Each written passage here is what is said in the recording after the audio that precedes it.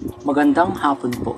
Ito po ang resulta ng Lotto Draw ng 2 p.m. Lunes, March 18, 2024. Sa 2D Lotto, 15, 25 in exact order.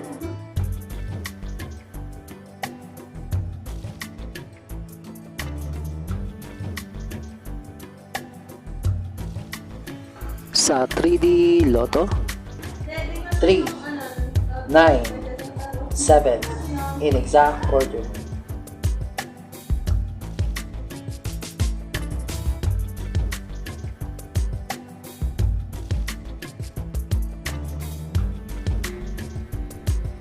Ito po ang mga paalala sa mga Lotto winners at paraan kung paano makuha ang napanalunan. Ito po ang mga paalala sa mga Lotto winners at paraan kung paano makuha ang napanalunan.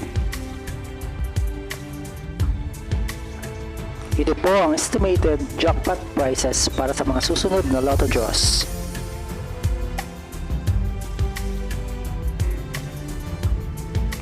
See you again later at 5 p.m. Lotto results para sa 2D Lotto at 3D Lotto.